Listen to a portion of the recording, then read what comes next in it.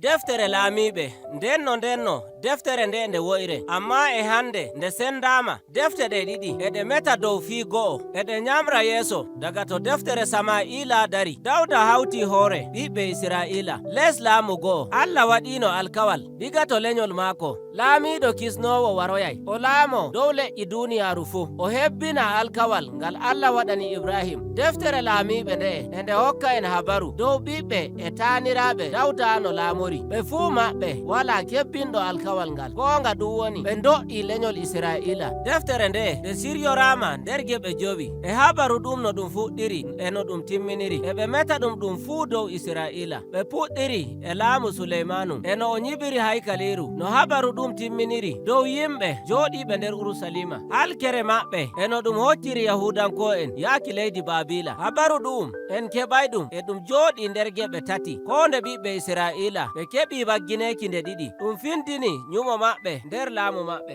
Jeymiraawo e yiɗi taɓɓo halkere maɓɓe o lildiɓe annabo'en fuu e non hocceki yaaki leydi massungaku ɗum faritay ngam hakkeji Isra'ilanko'en. E nder suraji ɗi arandeji ɗi meti dow laamu Dawda ƴaɓɓiɗum e ɓiɗɗo maako Suleymanu bagginore Dawda to Suleymanu o heɓi ɗum nder koyɗum daga to Musa e Josuwa e iri bagginore nde Sama'ila waɗani Yahudanko'en. O wi'i joga hoolare maɗa tokku dokaji attawra hokku hoore maɗa to Allah mo Isra'ila tan. Bolinde Dawda nde joɗake e nder ɓernde maako e nde wi'amo hakkil gam to jana nder jungo wanwanɓe maɗa reenu ɗum gam laamu maɗa kesum ɗum fuu ɗum wi'ama gam ɗum holla no tokkinirta laamu maako. O balɗe laamu Suleymanu o fuɗɗiri e toraki Allah hokka mo fahmu gam o ardo ɓiɓɓe Isra'ila o hebbina nyumo Dawda o nyibana Allah haykaliru mo Isra'ila. E ɗo habaru ɗum dari seɗɗa windoɓe ɓe kolli no ɗum fondiri nyiɓol haykaliru ndun non no ɗum holluno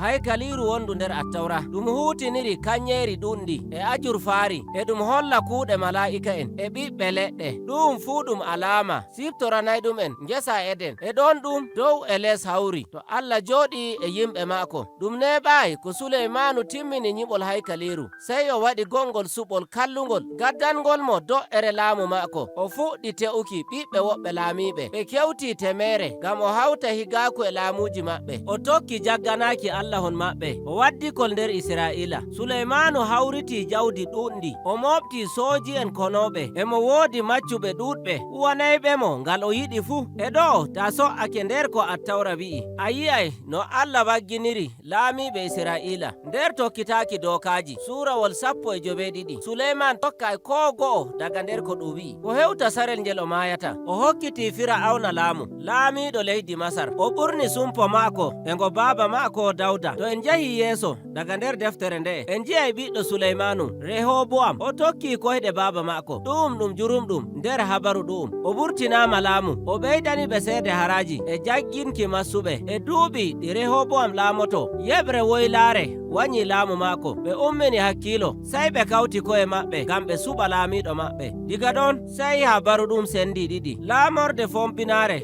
woni Judas to ɓe njooɗi woni Urusalima e laamiɗo maɓɓe daga nder lenyol Dawda yeɓre heyre nde wato woylaare e ɓe noddire Isra'ila to laamorde maɓɓe woni Gamaliya. Rehoboam yamri yeeso o nyiɓi haykaliji ɗiɗi kesi nanduɗi e ɗi Suleymanu nyiɓi ton fombina o ɗisi gagel ganyeri nder kondu e haykaliru ngel laato Allah dow Isra'ilanko'en. En jiyay ɗum no ɗum waɗuno nder deftere burtaki surawol 32 gagel kanyeri. Diga ɗon habaru ɗum waɗi e filaki e filto daga lenyol gongol fombina e laamorde magol nden ko ɗume majum en keɓi laamiɓe 12 bindowo o fondi laamu ko moye maɓɓe ko ɓe jagganake Allah mo Isra'ila tan ko bo ɓe balli dow jagganaci gunkiji ko ɓe ardake woɓɓe nder jagganaci gunkiji fuu e non ɓe jogake alkawal ngal Dawda jogi ko ma ɓe garti ardiɓe kalluɓe e pondol ngol bindowo o timmini e dow laamiɓe woyla Isra'ila daga go'o yaaki 12 o so'i o rarti laamu maɓɓe Juda daga jowetati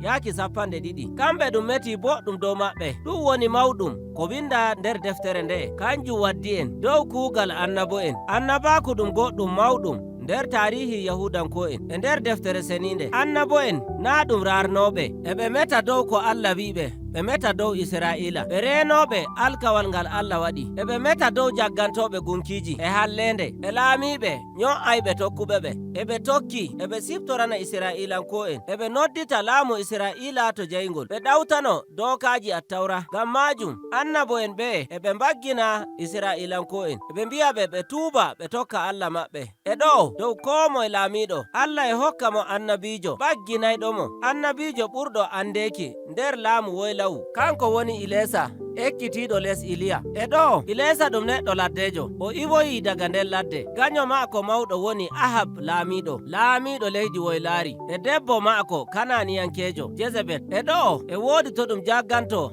allaji Kananiyanko'en Ba'al e dow Allah Israila. Nder habaru ɗum Ilesa foɗfoɗtiri e annabo'en Ba'al 450. ɓe annabo'en Ba'al o wi'iɓe en ji'u moy woni Allah gongajo. Ɓe fuu ɓe nyiɓi sakkirde to ɓe mbatta do'a gam Allahhon maɓɓe. Ilesa kañum nyiɓi sakkirde to Allah Israilanko'en, o wi'i notoriɗo e hiite kañum woni Allah. Gaɗa majum Ahab hutiniri bawɗe laamu mu'um gam o wara Israilanko'en remoɓe o teta gese maɓɓe. Ilesa tawimo haɓanimo, o haɓani hallende e Ahab, o andinimo do'ere wuro maako yottake. Ilesa waɗi annabaku, o wi laamu so'oto to goɗɗo suka ekkitinoɗo daga to Iliya. Faande ɗiɗi e mo toro Ilesa. Ko ɓuri hayɗinaki ɗo woni bindowo o'o no o limtiri ɗum nder surawol 2 ɗum meti deydey dow Ilesa. Ɗon ma o ɓeydi hokkugo goɗɗum habaru nder surawol 14 e ɗum holla bawɗe iwoyɗe daga to Iliya. Annabo'en ɗiɗo ɓe kuugal maɓɓe no gotal, eɓe mbaggina laamiɓe Israila dow bowtanago gunkiji e hallende. Ko ɓuri ɗum ɓe keɓa jalorgal ɓe gaylita hakkilo Israilanko'en to Allah maɓɓe goto nder laamu woylawu. Laamorde nden nde heɓi goɗɗo laamiɗo ummoyiɗo inde maako Jegu, o sankiti fuu ko Ahab e iyalu mum waɗi. Ko de jeho o ɗum Allah e hoore muɗum waddoymo dow laamu. Hallende nde o wodi ɓurti sembe maako, ɗum nyamri yeso ha emo hutira ɗum nder laamu maako. O waylitani Israilanko'en ɓaawo, o nanata ko ɓe mbi'i, nde ɗuuɗi e ɗum tefa ɗum waylita laamu maako. Laamiɗo garɗo fuu sai hora hakkilo muɗum dow gunkiji, o ɗala hallende nyamra yeso. Ɗum waddi en to deftere ɗiɗaɓre en jiyay ɗum nder surawol 12. Laamorde mawnde hallunde nde Asiriyal nde hocciɓe wonɓe nder laamorde woylare nden jooɗiɓe nder Samariya. Ɓe nyamama e konu. Yahudanko'en ɓe koccama yaaki leydi massungaku, ɗum sankiti leydi ndin. Woɓɓe maɓɓe doggi yaaki nder goɗɗe leyɗe ɗe duniyaru. E nder surawol 14 ngol e woodi wonde volde mawnde nde bindowo o hutiniri e nde banga nder annabaku ɗum waɗata boliɗe kalluɗe dow Allah mo Israila. Ɗum waddire irde laamu woylawu, jagganaci gunkiji, wanyuki dokaji e Allah hokki Israila. Gam majum Allah woori goɗɗi leƴƴi nyamaɓe e konu gam hakkeji maɓɓe. E timmode deftere nde wi'i en laamu fombinawu. E nder maagu bo en ji'i laamiɓe mawɓe bono Hejekaya o hoolake Allah nde konoɓe Asiriyal ɓe ngari Urusalima eɓe silmino, ko bo Hushiya kanko heɓti bindi laral e Atawra gonnoɗi nder haykaliru. O fuɗɗi jangukiɗi, o fooɗi hakkilo yimɓe, o wartiri diina maɓɓe, o itti jagganaki Allahhon Kananiyanko'en e bawɗe makon nder leydi ndin. Amma Juda neeɓi ko dilli. Laamiɗo on emo hakkunde ɗiɗum ɗo Manase kanko woni ɓurɗo halluki, na ma o ekkitinɓe jagganaci gunkiji tan, yo waddi nder haykaliru gondu nder Urusalima o ekkitiniɓe no ɓe sakkirta ɓiɓɓe maɓɓe. Gam non sai Allah lilanimo annabijo gam wi'amo wakkati timmi. Israila yottake bigere to halkete. E nder surawol ngol timmode deftere nde ɗum hokki en habaru soji en Babila ɓe natti nder Urusalima, ɓe sankiti ko ɗume ko woni nder haykaliru, ɓe kocci yimɓe Urusalima e iyalu laamiɗo Dawda, ɓe jahriɓe leydi maccugaku. E non habaru ɗum timmini ɗum ali en nder nyumo. Ko Allah timmini dow Israila o timmini e lenyol Dawda. To e timmode surawol ngol kada duuɓi 40 nder duuɓi ɗi maccugaku ɗum wi'i en goɗɗum habaru kesu e ɗum meta dow Jehosekem nder ɓiɓɓeji Dawda da o laamotono Israila. To ɓe koccakano laamiɗo Babila yofimo, o wimo o wara o waɗa e nyamduki e maako faa keerol balɗe maako. E timmode deftere nde ɗum ɗuuɗayi. Deftere nden hokki en kammude seɗɗa wiki Allah hibbina Israilanko'en e lenyol Dawda. Ƴamol ngol woni noy watta Allah hebbinana Ibrahim alkawal muɗum ta lenyol Dawda. Moy barkiɗinta leƴƴi duniyaru, moy waddata laamiɗo kisnowo o'o. Notaki ƴamɗe ɗe sai ta jangi deftere balndi e defte annabo'en. E ɗo en ji'i no deftere laamiɓe timminiri.